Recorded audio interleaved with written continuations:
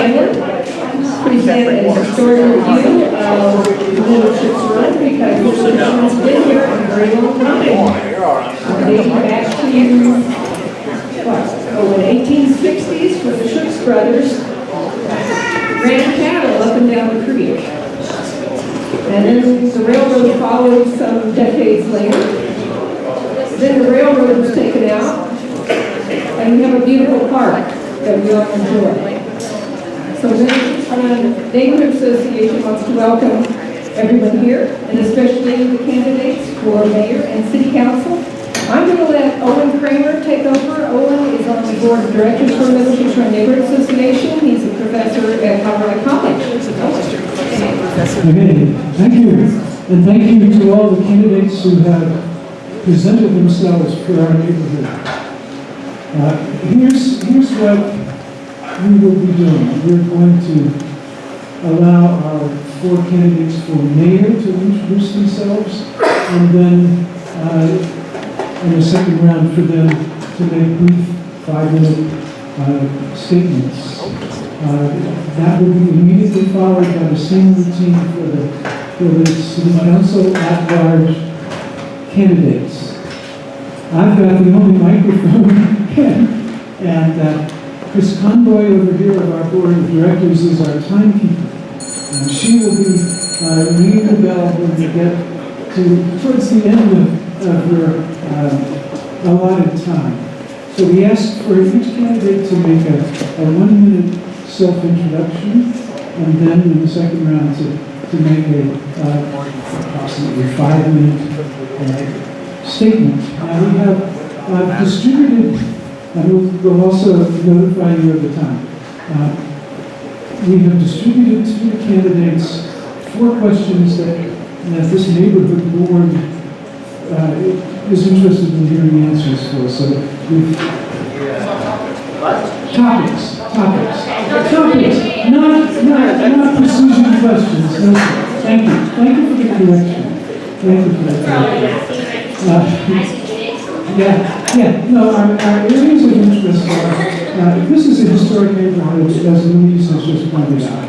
And we are interested in how city government helps us to maintain this neighborhood with its character and its diversity. This is, as you know, the neighborhood where a number of really interesting cultural people grew up and flourished. I'm thinking of Frank Waters, who celebrated this neighborhood in his great trilogy of novels. I'm thinking of Fannie Mae Duncan. I'm thinking of Roosevelt Collins, our former neighbors in Little Ships Run. So we're interested in the neighborhood. We're interested in our parks, and specifically the neighborhood park. North Ships Run Park and Middle Ships Run Park, and the Ships Run Trail. As a part of the legacy loop. We're interested in public safety in our neighborhood. Not just in the parks, but in the parks, because people need to be able to enjoy those public spaces in a free and open way. And because we're on the watercourse, we're interested in people experiencing homelessness and taking up residence along the streams and watercourses in Colorado Springs. So those are our 4 areas. With that, I will invite our 4 mayoral candidates in ballot order to present themselves. So, Lawrence Garcia, for 1 minute. 1 minute, okay, I've been practicing this. So thank you very much for coming out today. My name is Lawrence Joseph Martinez. I am running for mayor. I've lived in this great city for over 33 years. I've lived in Colorado for over 54 years. Denver, Colorado Springs, Pueblo. I've seen the growth that we're experiencing now. I don't even think we planned for it, but we are growing. One of the things we really need to discuss is what happened in Pueblo. We all know Pueblo West was part of Pueblo, and it no longer is part of Pueblo.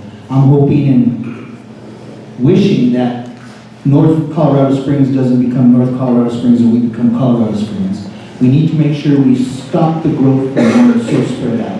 We also need to concentrate on jobs for the younger kids. It's really great that we have the $80,000 jobs, but those are people who are coming from out of state to get those. We need to begin to educate the kids in school. make sure they're ready to come out with some sort of plan. I belong to the Open Mar Foundation. We do a program called Crossroads, in which we take kids in the lower income schools and we take them out to the colleges and we encourage them to go ahead and go to college. We teach them everything from their FAFSAs, how to prepare for college, and what the future holds for them. I really do hope that we keep the dream alive for them as well as for ourselves. Thank you.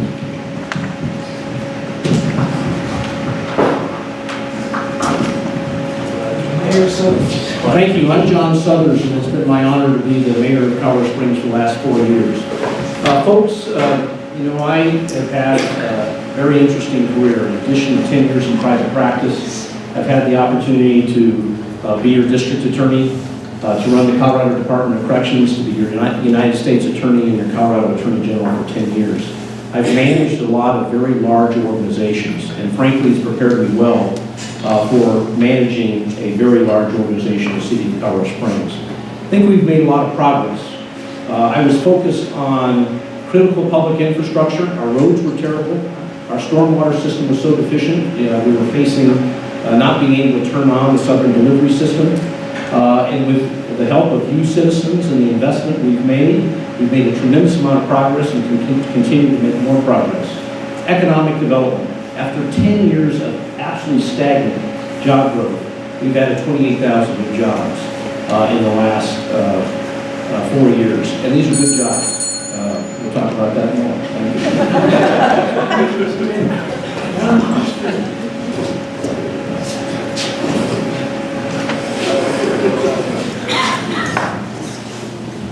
Good evening, my name is John Christian, and with your permission, I'd like to be the next mayor of Colorado Springs. I'm a doctor, I'm a retired dentist, and I am board certified in my specialty. I'm a retired United States Army Dental Corps officer. I had owned a business for 20 years. In addition, I was an active anti-corruption activist in the United States military. The values I want to bring into the city are common sense, common honesty, and common decency, and that's what I will bring to the mayor's office. The issues, I think, are respect. Respect for all the citizens of this city, including people like myself who are over 65. Respect for our city employees. I will work with the city employees to negotiate with them in good faith. I support public safety, and I will strive and ensure that we properly funded. I believe in transparency of government. I will not. That's a quick minute. Minutes are very quick. Julian Price.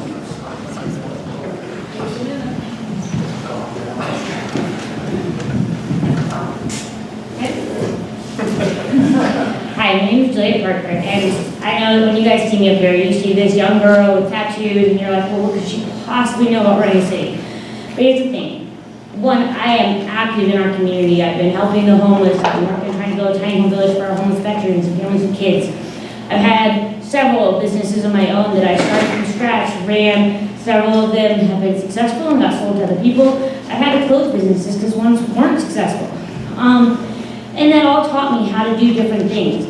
My dad is a retired Army officer and a doctor who raised me to believe that if you can solve a problem, you don't wait for someone else to come along and solve it. You solve it yourself.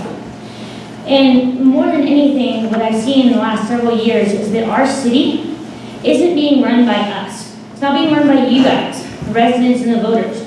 We're not being listened to, we're being ignored, we're not being asked what we want, and then having it actually happen. So what I want to do is increase transparency and let y'all know what's going on in the administration, and then ask your opinion and then listen to it.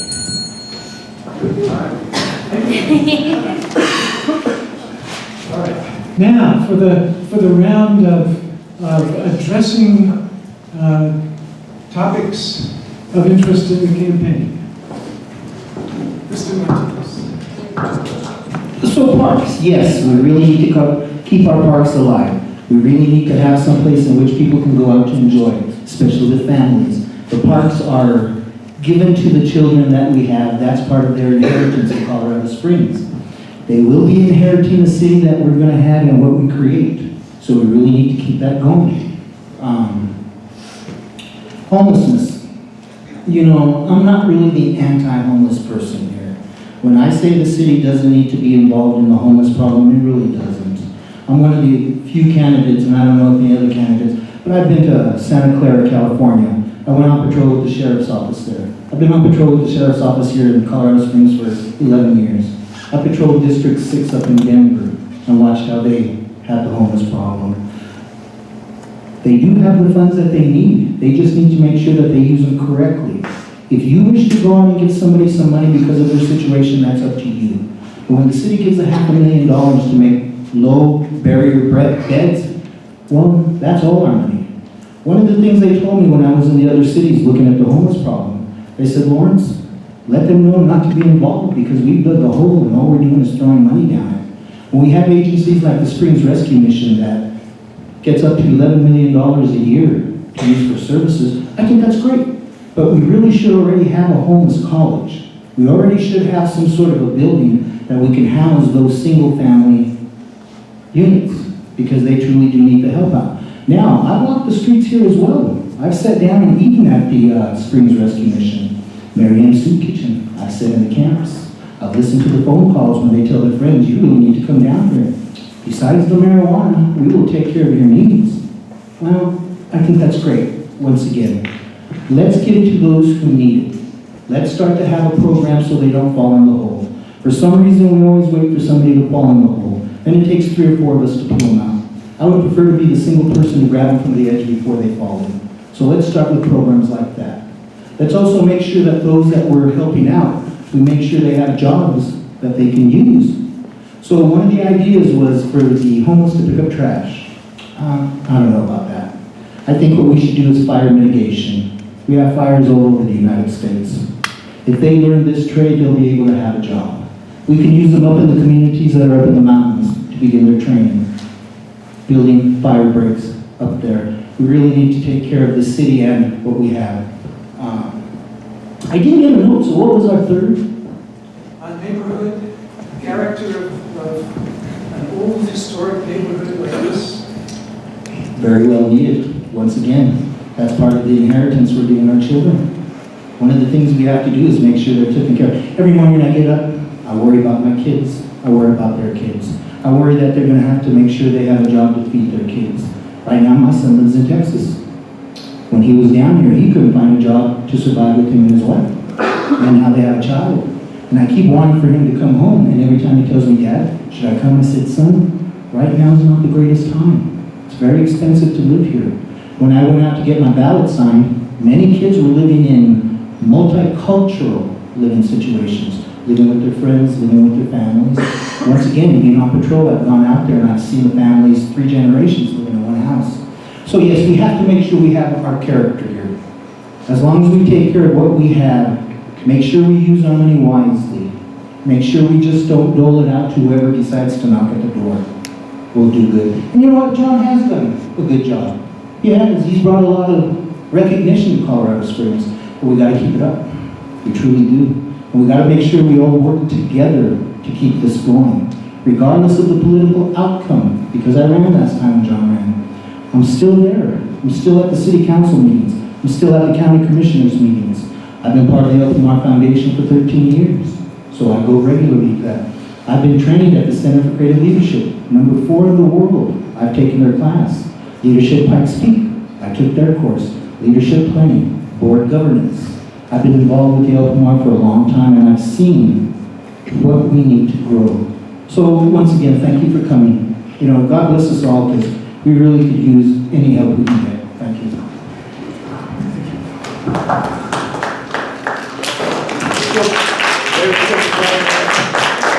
How many of you are familiar with the Envision Schuetz Run master plan? Folks, I'm excited about that document. I hope you've seen it. It's a long-term plan for Schuetz Run all the way from Patty Jewett to the confluence of Fountain Creek.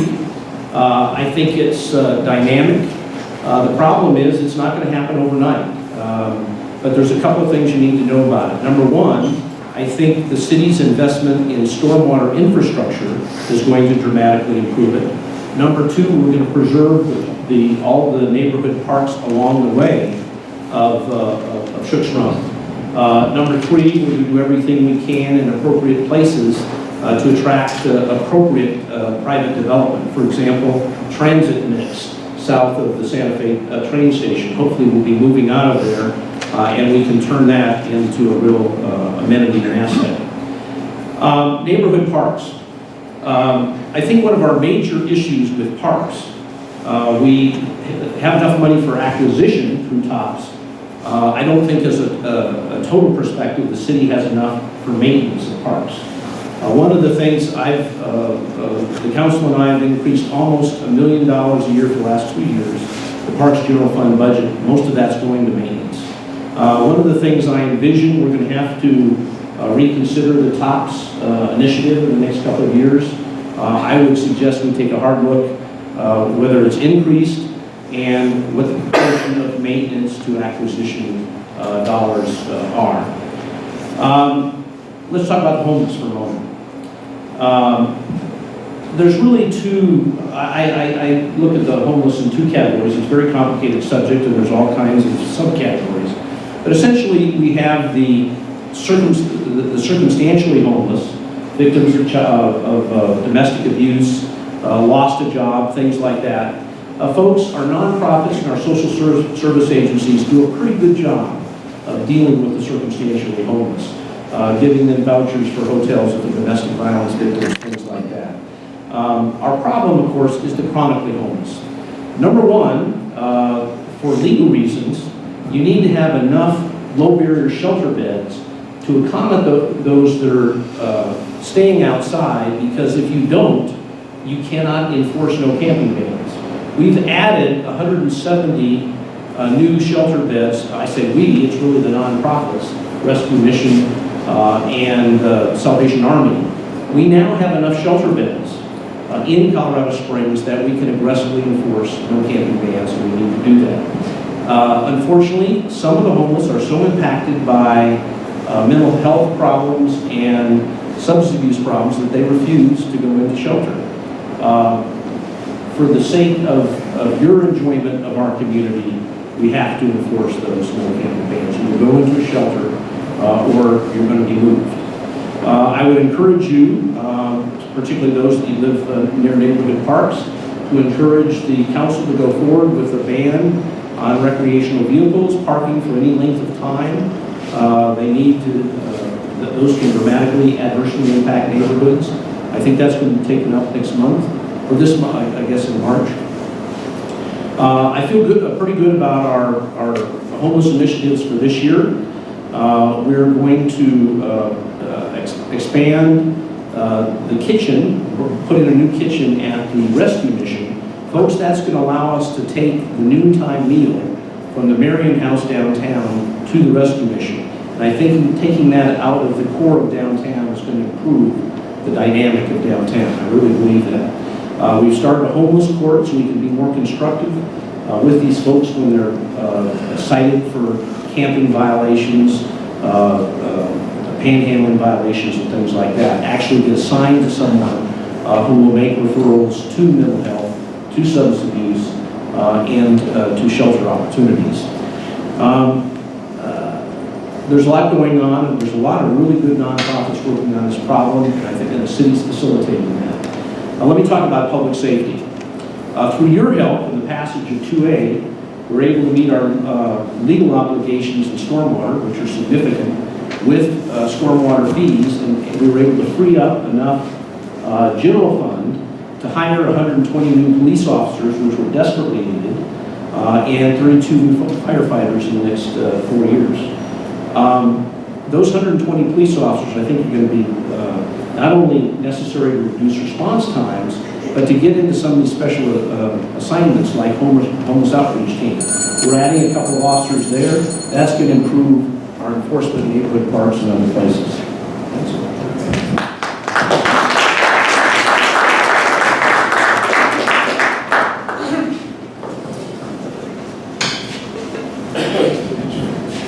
Let's talk about the issue that's most important to you right now, the preservation of your neighborhood.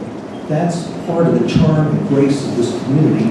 And what we need to do is ensure that we do not allow radical growth and infill to damage this neighborhood. Yes. Damage the safe neighborhoods like this. One of the issues I want to talk about is I'm very proud to have been recently endorsed by the Firefighters Association. And you're going to be seeing lots of ads on TV about unionization, that if we allow the firefighters to unionize, the unions will breed like bunnies, and pretty soon the entire city will be overrun by unionization. I don't think that's what's going to happen. I have listened to and spoken to many city employees about the problem of having the city listen to them, listen to the concerns, and I hear that that's not happening. The firefighters are not asking for more money. They're asking for equipment and things that need to be utilized for your safety. We can't have fire trucks breaking down on their way to save you, to save your home, to save your lives. We have to get out and fix that sort of thing. We need to ensure that the firefighters have equipment that's not going to put them in the hospital from carbon monoxide poisoning. So I believe the firefighters, and I believe you should too. When it comes to issues like the homelessness, this is a confluence of three major trends in our culture. Starting in the 1960s, we decided that we would no longer provide facilities for the mentally ill, and we put them out into their homes, onto the streets, and that's where we are today. The second major trend is that we have lived in a society where we've embraced this drug culture to such an extent that we have people who are hopelessly addicted to drugs, and they've come here. The final part of it is that for the lower income people, their wages have only risen 5%, while the cost of housing has gone up 60%. So they're forced out of their homes, out of their apartments, and into homes and tents. These are the things that we need to be addressing. Thank you.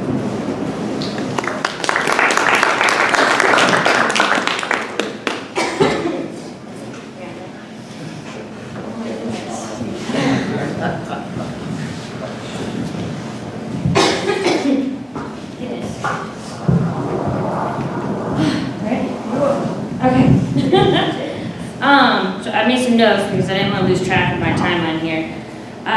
So I know you guys wanted to talk about parks. Parks are obviously one of the greatest assets that a city has. And they're what makes them a great asset is because it's what makes a community. It's where families and children go and play and grow and learn from each other and from different, and not having those parks taken care of and protected is it's just a fallacy on what we can be doing with our money. And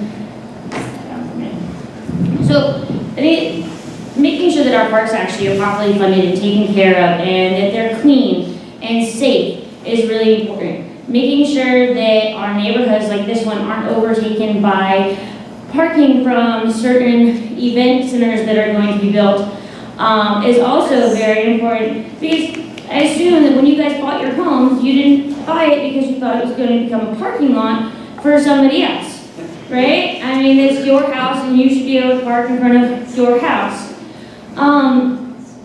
So that brings to the homeless thing. Obviously, the homeless are in most of the parks here. Part of the homeless problem is affordable housing, and part of it is that certain people don't want to be able to participate in society, and we need to be able to give those who do want a way out and those who have mental health issues or physical issues or simply lost their job a place to be stable. So I have a nonprofit called Menda, and we were working on building tiny home villages for the homeless. This is something, the program we're using is something that San Antonio and Austin are using, and they have a 90% success rate with reducing homelessness. And by success rate, it means that when someone went through their program, they went on to be self-sufficient and on their own and out of homelessness for 1 year or more. 60% stayed out of homelessness on their own for 5 years or more. And so that's what we'd like to do here. It's something that will allow our police officers to know that if someone is on the streets after this, that it's because they want to be, and then we can address that accordingly. What was the other issue? I forgot. Public safety. Public safety. Yeah, so public safety. We don't have enough police officers. I think you guys are all aware of that. And even though we're adding 120 officers, we're still short. And by the end of 2020, when our population gets higher than Denver's population, we're gonna be super short. So we're talking about safety in the parks and addressing homelessness and crime and all this stuff, but if we don't have enough police officers to handle things, I'm sure that all of you have seen numerous people run red lights, speed, texting while driving, and so on. Nobody gets pulled over for it. Why? Because we don't have enough officers to handle big crimes and patrol our streets at the same time. So we need more police officers, and part of the reason we don't have as many is because, one, they're not getting paid as much as others, and we've addressed that to a point. But the other issue is that they're stressed out, they're overworked, and so like I want to do things that aren't going to cost the city more money, like paying them more, or in addition to paying them more, is things like giving our officers free passes to Pikes Peak Mountain, so that they can go up there and unwind and relax. Free fishing licenses for the guys who are out there saving our butts and calling, responding to our 911 calls. Those kind of things don't actually cost us money, but will drastically improve their living and their quality of life. And I think that will help them do a better job protecting us. And I think they're pretty sure they deserve that. Back to the neighborhood, like I know that the college and they want their new stadium and it's gonna be so cool and having it close where the students go, but again, there's no reason why they can't put a parking lot under it or next to it. They have the space and they certainly have the financial resources. And I'm pretty sure that they said they were going to put a parking lot. So why are we not making them actually put in a parking lot? So that's pretty much it, I guess. And with that, this is our first round of the mayoral candidates, and our city council candidates have been very patient, so let us now address them with a round of 1-minute self-introductions. Thank you. I've chosen to stay back here to maybe save everybody time from having to walk around the front. So my name is Gordon Klingenschmidt. I'm a 20-year military veteran. I'm an Air Force Academy graduate in political science. I've earned an MBA. I founded 2 successful businesses, and I've earned a PhD in theology. I've taught for 3 years at Colorado Christian University. My charity cares for orphans, 209 orphans and children in India.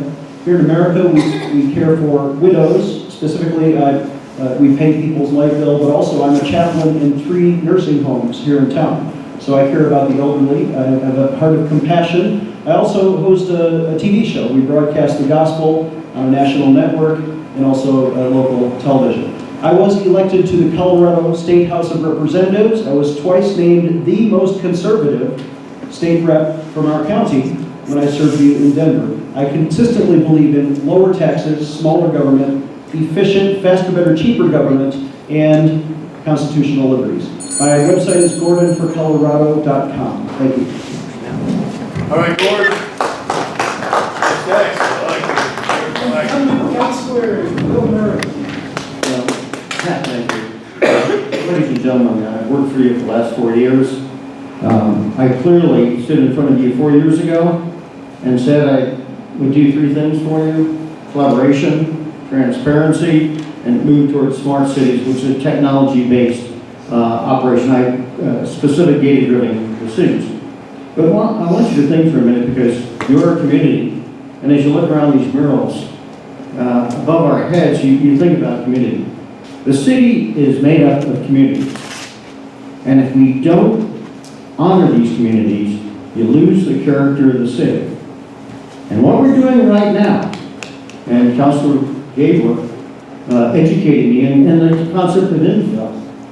You take care of your people inside first. Yeah. The heart of the city is Schuch's Run. The Schuch's brothers would be sitting here shaking their heads saying, "What the heck did you do with this thing?" And now you want to put a hockey arena without working out any kind of parking? Right? But again, what happens a lot of times, and that's why experience matters.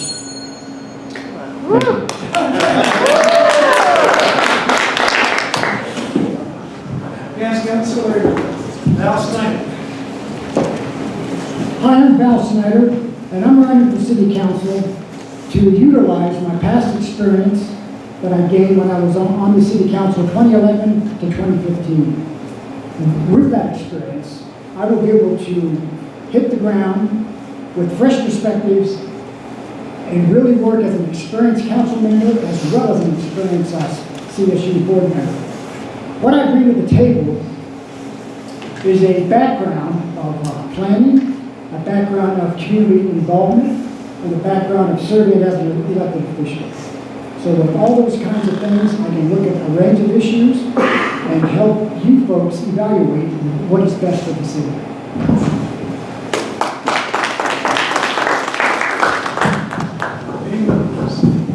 Hi, I'm Wayne Williams. 27 years ago, my wife Holly and I moved to Colorado Springs. We moved here because I had a job offer, I came out, and I interviewed, and I fell in love with this community. This is where we raised our 4 kids. I'm running to address 3 major issues in our community. 1, make sure we address the needed infrastructure. That includes things like replacing aging utility infrastructure, but it also means addressing road issues. I've got a record of having done that successfully as a county commissioner. I'm also running to make sure that we provide for the economic vitality of our community. That means both jobs, and it also means being able to afford a place to live. And then the final reason I'm running is to make sure that we provide the services for a growing community. Parks, law enforcement, firefighters. You've heard the number 120. I think most of us support adding 120 police officers. Let me just put that in one's perspective. Because it's a 24/7 job, you're really talking at any given time probably about 20 to 24 more officers on the street and available. So 120 sounds a lot, not so much when you cut it by 5.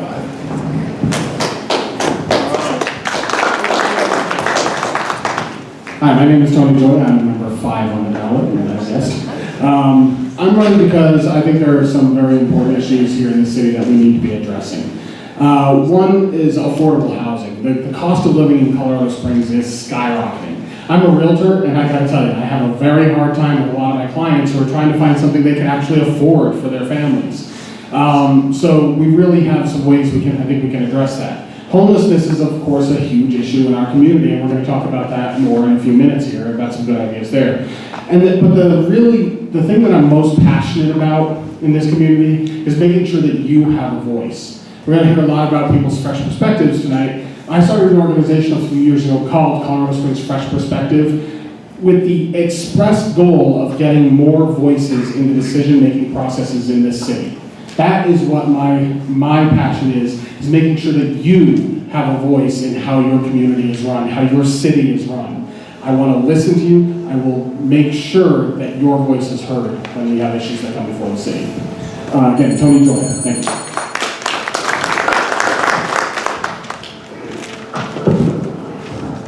Good evening, thank you for coming. My name is Terry Martinez, and I'm a lifelong Colorado Springs resident. I'm a teacher and principal, retired after 31 years. I raised 3 daughters. I have a lovely wife here. And really the bottom line is my goal for running for city council is to leave an inheritance for our community. To have my daughters and your kids and grandkids be able to afford to come and live here, to feel safe when they live here, and to feel connected, because one of the things that's great about our community is the individual perspectives of our communities. We just need to be able to connect them together and feel like we belong. So it's Terry Martinez for City Council. Thank you. We have a few who aren't here, but Dennis is here. So my name is Dennis Spiker. I'm the last name on the City Council ballot. We're missing, I believe, 3 people. I am a U.S. Army combat veteran. I served as an HR personnel assistant in the Army. I deployed to the northern part of Kuwait. I have also completed fellowships and internships at both the state and federal level. I was the senior fellow under Senator Michael Bennett for the Senate in 2016, where I worked on direct veteran advocacy. Though I am a younger candidate, don't let the face confuse you, I've held several leadership positions, including at UCCS, where I currently attend and have 1 more year left. I've worked, like I said, in the Army. I was also the youngest person for Brinker International to be a field manager, and I was a business owner here in Colorado Springs and used to live up until a few months ago a couple streets away from here. That's it. Again, my name is Dennis Spiker. So with that round, we're ready to proceed around again to deal with the substantive approach to our four topics. So, Mr. Klingensmith.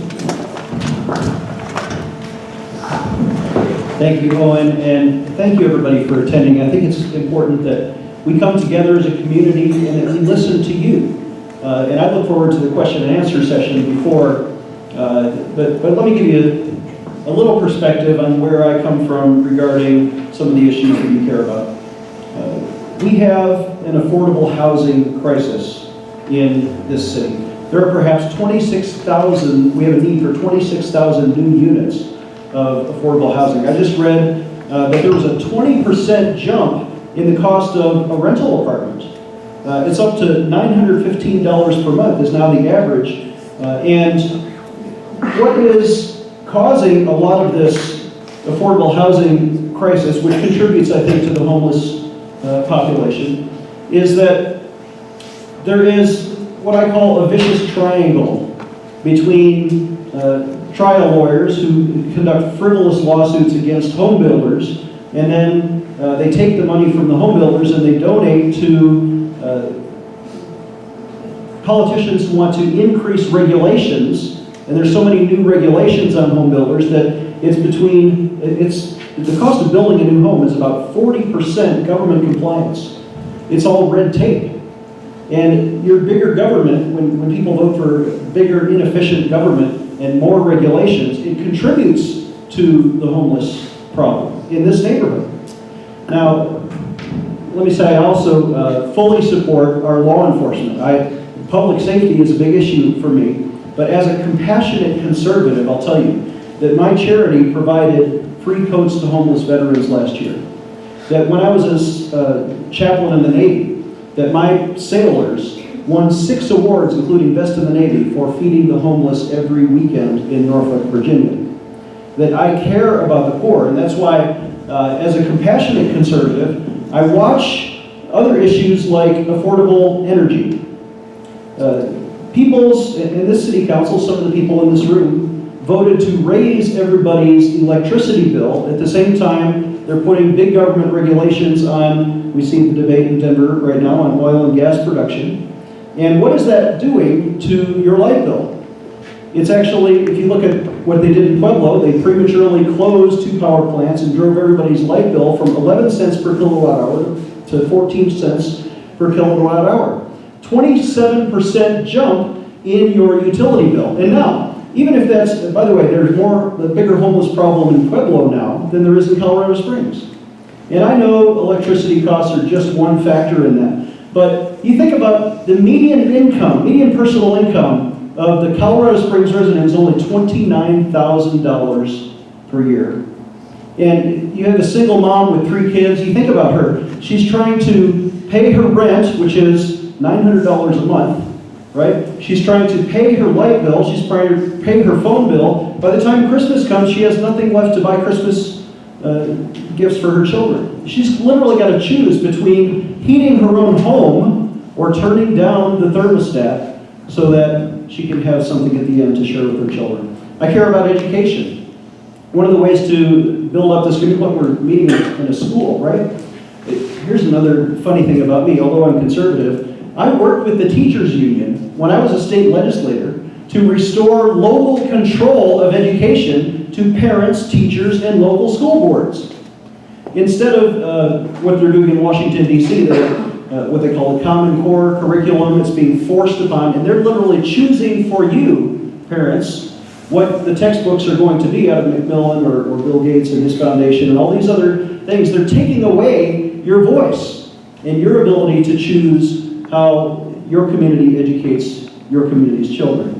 I believe in local control, and I will support our teachers, and I will support, I even worked with the Colorado Teachers Union to do that.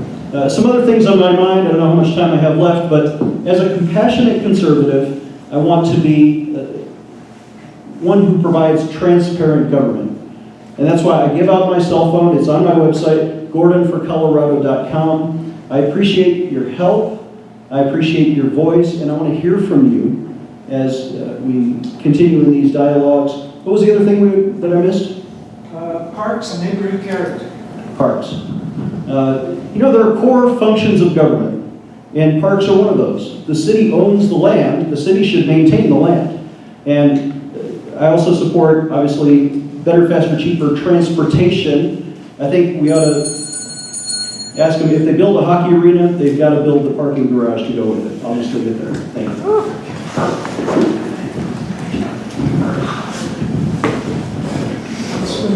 Yes. All right, you have 4 years of video. You can see how I act under pressure and under different circumstances. Your name is Bill Murray. Yes, ma'am.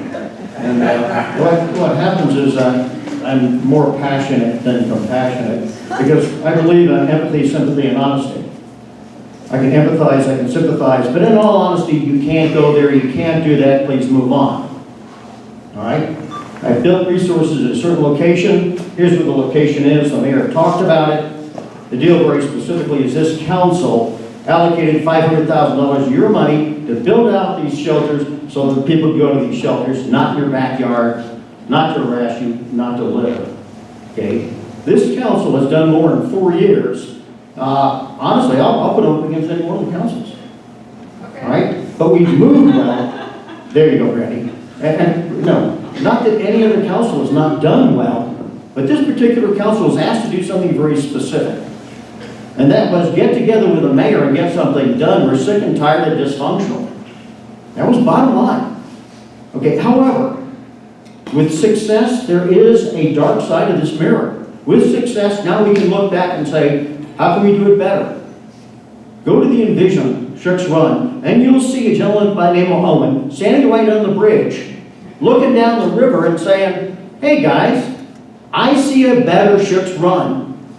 Let's do it. 2017, this council passed that vision. But like any vision, any plan, you got to do something about it. What have we done in 2 years? Well, this year we had a brownfield grant that we went after. Ladies and gentlemen, that's not good enough. Okay, you are not downtown. This is the heart and soul of the city. Look at it. There's a stretch that goes right through your heart. You build out this stretch, you build out this city as a community. Downtown, fine. Let the tourists come down and see the museum and see the soccer stadium and play with the hockey arena. But don't bother the community. And if you're going to build, you're going to build with the agreement of the community. And that's what happens. We get so carried away with development and running up north. We're blighting Northgate, for goodness sakes. We're giving them tax advantages for Shields as a retailer on Interquest. How many of you here, even business owners, have been given that kind of opportunity? Zero. Okay, we've lost our focus in our community. And that's why you got to bring us back to the community, and I can help you do that. I've got the experience, the background. Okay, we've done exceptional things. The police force. What's the important issue? Quality and quantity. You want quality police officers, not just anybody, but you need enough of them.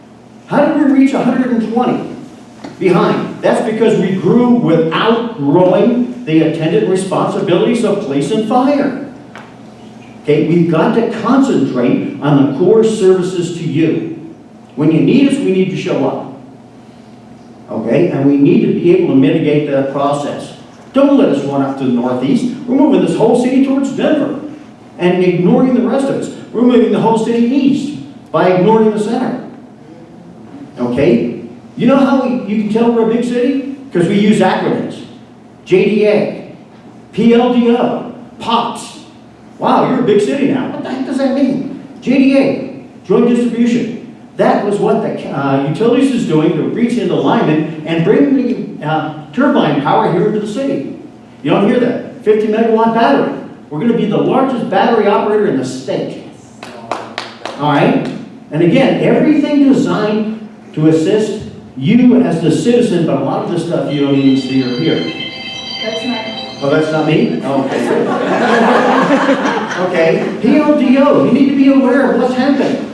There's a plan right now after this election to discuss parks land dedication ordinance where we reduce the requirement of the developer to add to our park system. The plan is already started.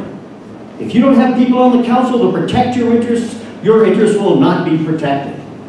Okay? And all politics are local.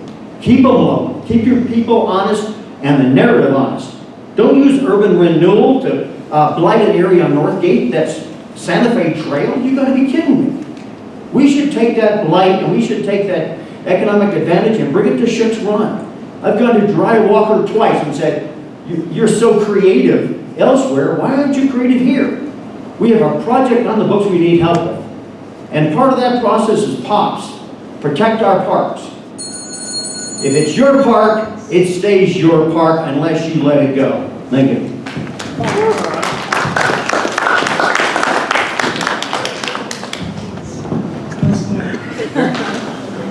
Hi, Val Snyder. Let's see, parks. I'll start with that. Parks is one of my main platform items. What I want to do is work to increase the annual budget for parks maintenance each year. Some of you folks may know, around 2007, we had the economic downturn. At the time, parks budget was about 19 million. It was drawn down to 3 million. It has since recovered and it's at about 15 million. I would like to work the annual budget cycle year after year to increase that from the 15 million up to the 19 million. And I'd like to specify as a park maintenance, fix what we have, fix the playground equipment, connect the trails around the park. Public safety. I would say public safety is probably the linchpin of our community. If you don't feel safe, you don't want to move about. So what can a council do to increase public safety? Well, we are responsible for approving the annual budget. I would like to continue working, as this council has, working together to establish the high priority for the funding of public safety, work with the mayor, and ensure that it is a #1 priority as we go through the annual budget. We can't do anything unless we have ever-increasing money for public safety. And that's the council's job to find that money and homelessness. We all know the challenges of the homelessness. We also know that nationwide there's not one solution to it. One concern with homelessness is the high cost of affordable housing, and that's building housing. It costs a lot of money to build housing. What I would like to do as a council member is to take it on myself to use part of my planning commissioner background, work with the city planning and with the home builders here in town, and find some way that regulation that council controls, maybe we can lower the cost of what it takes to build things like multifamily housing so that it would cost less for somebody to rent into. I don't think that's been done before. I'm not sure it can, but I think it's something I would sure like to try. That would lower the cost of housing. What was the other? Was it homelessness, public safety, parks? And the character of historic urban neighborhoods. The character of historic neighborhoods. Where I could be an ally here is to utilize two things. My past 4 years on the city council as I evaluated land use issues. Before that, my 6 years on the city planning commission. Those two things give me a sensitivity to developing neighborhoods to infill. It gives me something to reflect when we evaluate these land use proposals. When we hear from the public, it resonates with me because I've heard lots of issues and I've heard lots of people. So I think I could really be an ally there to listen to you folks, and if I'm up here voting, I can vote.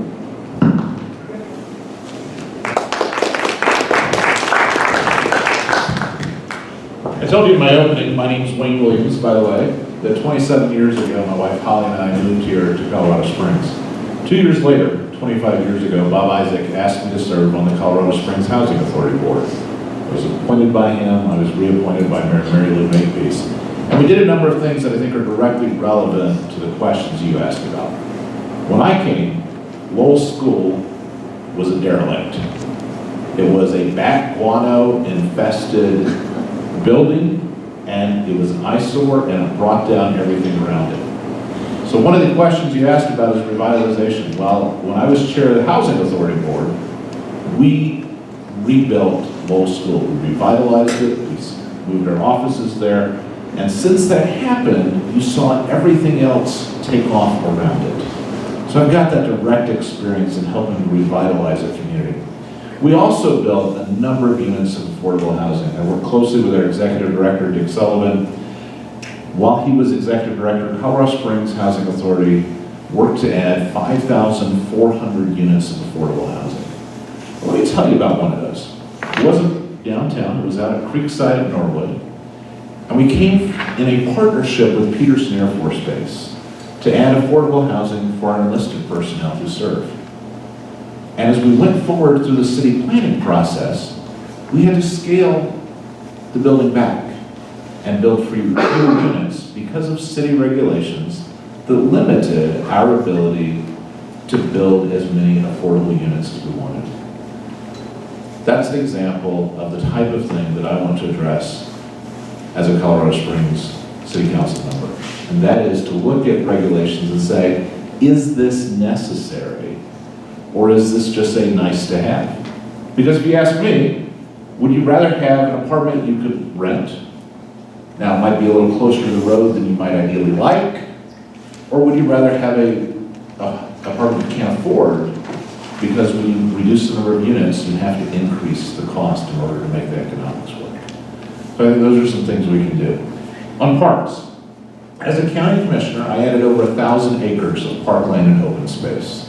And we did that without a tax increase. We did it by working creatively, by making sure the developers not only did their fair share, but also did a little bit more in a number of instances to add trails and make our community a better place. And when we talk about infrastructure, when I ran for county commissioner in 2002, the city and county did not work together. They fought. And as I knocked on doors, what people told me is, I want you to change that.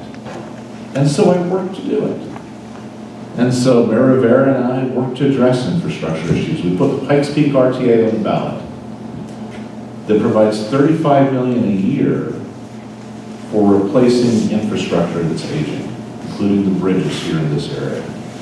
Those are critical funds that are part of our community, and we did it by working together. And then when I got on the board, after we established it, I made sure that we actually did what we promised. Because you've all heard people make promises when they run. I wanted to make sure we actually fulfill those promises. And we did. And how do I know what the proof is in that? When we put it on the ballot for renewal, 79.5% of the people in this community voted to renew the Pikes Peak RTA. Now think of all the things that have been on the ballot ever, and think of how many of those got 79.5%. Because I fought when people wanted to divert money.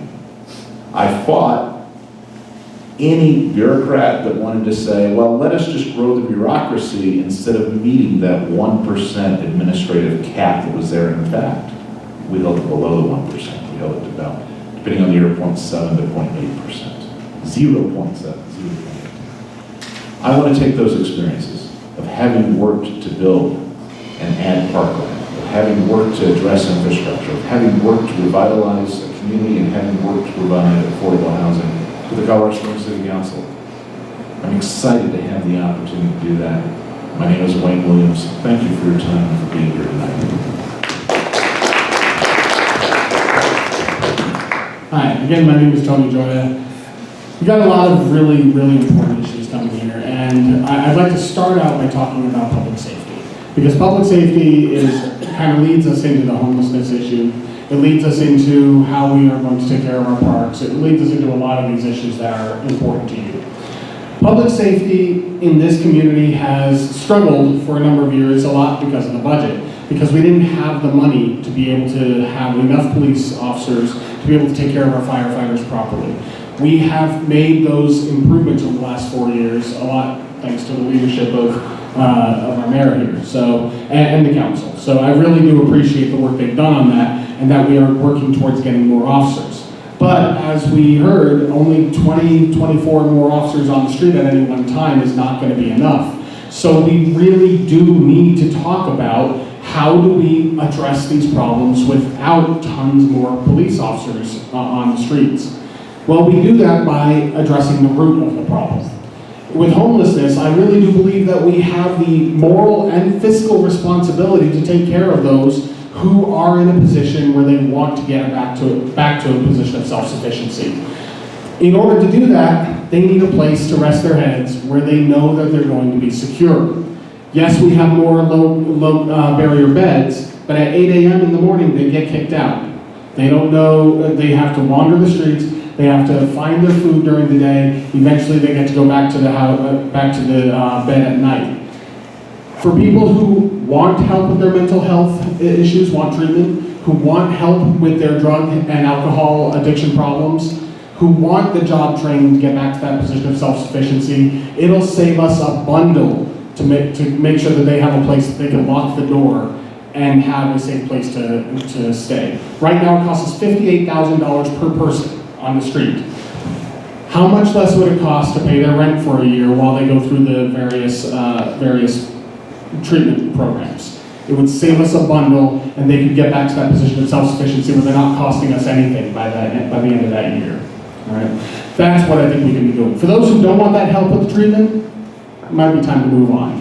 All right? We don't want them in the community, but we can't continue this whack-a-mole program of, have stepped up enforcement here, they move over here, step up enforcement there, they move over here. It's just not going to solve the problem. Never will. With our parks, the homeless sleeping in the parks, again, that's an enforcement issue, but it's also a community issue. We need to make sure that we are maintaining our parks properly so that you want to be there, your families want to be there. Guess who doesn't want to be there when there's a lot of people there? The homeless don't want to be there. All right? They want places that they are going to be able to hide out. If our parks are beautiful places that everyone goes to, that is not where we're going to see crime and homelessness issues. So I do agree, we need to bring back more funding to the maintenance of our parks. Some of that is going to come in city budget, some of that may come in TOPS renewal, that may get a little extra funding for maintenance. I would support that. Bringing it back up to the level of 2007 isn't enough though, because since 2007, we have grown as a city. So we're going to need more than 19 million what it was in 2007. I would like to make it a goal to actually bring it up to percentage-wise about what it was then, which will put us into the 20s. All right? That's going to be very important for our parks. In your neighborhood here, though, now you're dealing with a lot of issues with the parking at Robeson Arena, but not just there. Right around the corner here, you've got an apartment complex that is proposed. That's going to go up in Boulder and Wasatch, and they're saying they want to build that without any more parking. And I read something that came to your organization here saying that they don't want to build more parking because they think it would encourage people to have project cars in that parking. That makes absolutely no sense. It's insulting, first of all, that they think that residents here would want to blight their own new homes. That's not what we're looking at here. You have to build parking if you're going to build more units. This is something that is critical. Otherwise, we're going to be running into more and more problems with parking, more and more problems with traffic. It makes your homes, your neighborhood unlivable when there's too much of that going on. So what this all comes down to is we really need your voices showing up at the various boards and commissions. When these things come before, I know that you guys are on top of it. This community is really awesome at that. But the whole community needs to be represented. Oftentimes, we get individuals that come before these boards and commissions, and I sit on a few of them, that don't want to listen to anybody else's input. We need you there, and I will listen to you.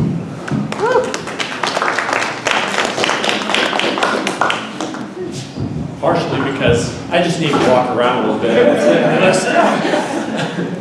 My name is Terry Martinez, and in 1975, I stood on that stage with my band teacher and played a trumpet solo. I was a student here at Garfield Elementary School, and my principal at that point was Vera Scott, okay, the very first black principal in Colorado. And those are part of my roots here in Colorado Springs. When I talked earlier, I said I want affordable living. I want to be able to have affordable housing, and that is a huge priority for the investment, the decisions that are made by our city council. We need to leverage all those options that we have for affordable housing. And that's for the whole range of things.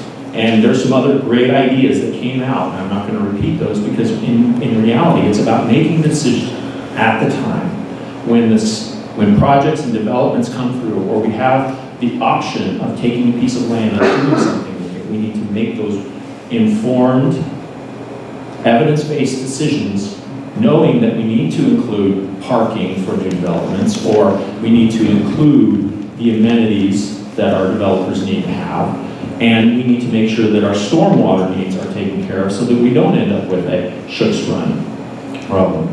Now, in 1975, I would walk home through Shooks Run, and it wasn't a park yet. And now it is. The parks in our area are a jewel for our community. They're an economic driver, whether it's Shooks Run or Monument Valley or Garden of the Gods or whatever. It's why people want to be here and come here. That's part of that affordable living as well. Safety, public safety. I am wholeheartedly behind the firefighters and our police officers and providing them the resources to make decisions, to make recommendations. And I was endorsed by the firefighters in this election as well, just as a point of reference. But safety also includes making decisions for the next generation and getting rid of Drake. As a investment by city council who sits on the utility board, we need to make sure that we're making those kinds of decisions for our future now, so that down the road, that's an area that could be redeveloped for lots of the things we just talked about. For affordable housing, for shopping, for all kinds of other things that would help our growth here in Colorado Springs and not up north, as it's been stated earlier. And then last but not least, you talked about our different communities. That is such a wonderful gift. As a previous candidate, I knocked on about 6,000 doors, and I went into tons of different neighborhoods, and every neighborhood has its personality. But what's missing is the connectedness, the knowing that we belong, and that it's one over the other. And downtown versus Shooks Run. As a principal, I was a principal for 14 years, one of my goals and jobs was to get the limited resources to make things happen.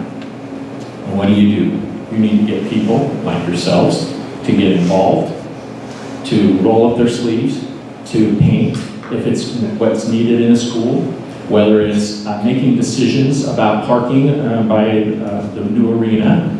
Whatever it is, you need to get people involved, and as a principal, that was one of my key strengths, was getting people in the door to help make decisions that we could maximize the limited resources to make things happen. And then last but not least is this idea that as a lifelong member of Colorado Springs, actually multi-generational, my goal is to leave a legacy and leave an inheritance for a generation from now, because many of our predecessors have left us some great things. The fact that we own our own utilities, the fact that we have all the parks that we have acquired over time. These are again, things that we need to protect for the future, make sure that we're funding them well, and making decisions that prioritizes those things. So affordable living, safe living. Now homelessness, many people have already talked about that plan, but as a member of our community, we actually I work with a nonprofit that works with the homeless, and we actually are building onto the end of Shooks Run a destination park. But in that process, using homeless folks and people that need job skills to be able to be trained to do some things to, again, give them the opportunity to lift themselves up. And that's part of the Shooks Run master plan as well. Thank you, Terry Martinez. Yes. All right. So some of the problem that Colorado Springs has gets tied into everything that everyone up here has talked about. Homelessness, working with our fire departments, working with our police officers, creating a more safe environment for our city. But the problem is we've allowed developers to come in and take advantage of our city. I'm sorry, they have robbed our city of our rights. Our right is to be able to go to the park. I grew up in a family where I had a single mother with 3 other siblings. When she's looking at something to go out and do with her kids, what is she going to do? She's going to want to go to the park for a simple picnic of $20, have a couple sandwiches, honestly some Twinkies, and it's cheaper than going to the movie theater. She couldn't afford to go to the movie theater with 4 kids, but we've allowed these developers to come in and jack up home prices. I talked to the CEO yesterday of Colorado Springs Utility Company, and he said the solution isn't let's cut regulation for our home building and cut down their costs, because you honestly trust those developers enough to give that cost back to the homeowner? I don't. These developers we can't trust to build more space in between the houses for roads. I want to see these developers, every acre of land that they use, that they donate 2 acres of land to be reserved as open space. And any time that the city wants to build on that open space, should be required to be voted on the ballot. That's one other big issue, is our ballot. Our public safety comes into play when people don't vote, or when people aren't aware. Right now, our city council meetings are at 1 o'clock on a Tuesday. No offense to the people who go to city council meetings, but do you think that the city council meetings are a representation of what the city looks like? No, I gotta work, I can't go. Exactly, you have to work. I have to work. I have self-funded my campaign, and I've worked hard to make every city council meeting. But when I can't make them, I do watch them online. But the problem with when they say, oh, you can just watch it online, I don't get my voice heard. I want to be able to stand up there and explain that our city council doesn't look like our city. We don't have younger people running. And part of the reason is one, we pay $6,200 a year for our city council, and 2, it's on a weekday in the middle of a workday. More cities in the nation are going to a 5 or 6 o'clock city council meeting because you get more civic engagement. To address the public safety, it's not just having more police officers on the road. It's not just having more firefighters. Do I want those? Yes, and I support them 100%. Come from military backgrounds. People who serve for their other residents should be paid better. But it's not just the issue. What about more street lighting for neighborhoods like this that don't have to cost the city a lot more money? There is a new solar panel ran street light that doesn't have to be connected to the city, so we don't have to dig up old utilities wiring that can be put into place. They're self-sufficient. Like I said, I used to live here downtown. I walk my dog. This area is so beautiful during the summer. But I was forced to move after my roommate got attacked by a homeless person. Do I blame the homeless person? No, because I had seen that person before. We had talked to police officers about them before. They had mental health issues. But do you think she felt safe being able to walk around her neighborhood that's not even lit up? Or the fact that in front of our home, there's people using methamphetamines. And we don't have enough police officers on the road to be out there monitoring these issues. Downtown, we shouldn't just have police officers in their cars and on their motorcycles. Why don't we have more cops walking these neighborhoods, on bicycles? Why are we utilizing different means to address the homeless issue? It's not just a homeless issue, it's our economy. We need to diversify our economy that offers more high-paying jobs to honestly people my age and older. People who have college degrees, people who don't have college degrees. My roommate has a bachelor's degree and is still working a minimum wage job because we've allowed developers to come in and want $16 million in a tax break. Do you think that company, Shields, is going to offer above minimum wage for a basic employee? No. But if we're giving them a $16 million tax break, why wasn't that in the writing too? You have to pay more for a minimum wage employee. You are getting paid by the city. The problem with Shields also is 2 streets north of them, you have Bass Pro Shop. 2 streets south of them, you have Dick's Sporting Goods. What's the point of giving a $16 million tax break when we should be giving tax breaks to small businesses in areas like this? or in the southeast of Colorado Springs, where we haven't had a major development in decades.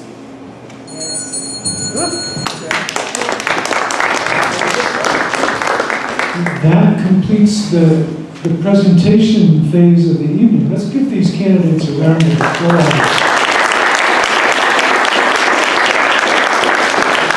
Now, I make it an hour and a quarter that we have been sitting here. Thank you for your patience. I would like to open it to questions from the floor. I would like to ask that you keep questions brief.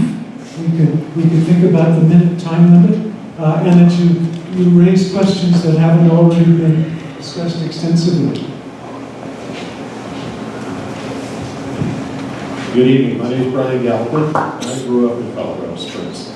I can remember in 1972 when the Santa Fe Railroad tracks ran through Colorado Springs, going down to a gas station in Columbia and Corona, and really getting a really interesting slice of life. Now, Santa Fe has torn all that out. There's some nice parks and things that go through there, but the crime in this city has gotten so bad that there are times when I consider carrying a weapon with me. In 1975, I turned on the radio and I heard the DJ say there were no police calls last night. When was the last time that happened? Why are we so short on police officers? And why was the chief allowed to go ahead and move over to the sheriff's department when we're so short already? So these are questions that are questions of safety. It's safety to me before anything. And this being my hometown, I plan on staying here the rest of my life. Hopefully, I won't run into anything out on the streets. So thank you very much. That wasn't addressed to anybody in particular, but if, how about the mayor who knows a thing or two about law enforcement? I also grew up here, and it's a much bigger town. We're the 41st largest city in America. Interestingly enough, for the size of our city, we're below the national, for our size, we have a below average crime rate. That's no consolation to you if you're the victim of an assault or something like that. But I just want to let you know, our homicide rates, our major crime rates for a city our size are below the national average. What happened with the police department and the fire department to some extent, but more so with the police department, we went into a major recession. The city laid off about 250 employees. They did not lay off a single firefighter or a single police officer. However, we didn't add during that period. Governments have to deal with their revenue sources, and we dealt with our revenue sources. We worked very hard coming out of that recession to attract top-notch law enforcement, and we're doing it. We were about 14 police officers per 10,000 people. A city our size should be, with our crime rate, should be 16 to 17 police officers per 10,000 people. With 120 new officers, we're well on our way. And I think one of the big challenges for our new police chief, Vince Niski, is how to allocate those new officers. By the way, I was telling Mr. Williams, there's not the same number of officers on each shift. You have more officers at nighttime. The high crime, we have more officers in certain parts of the city than other parts of the city, depending upon crime rates. But the fact of the matter is, we're going to do everything we can in terms of properly allocating those police officers for maximum impact. But I want you to know, there's a lot of issues. I hope you agree that traffic enforcement needs to step up. We had 47 people killed on the streets of Colorado Springs last year. We have way too many people running red lights. We have way too many people.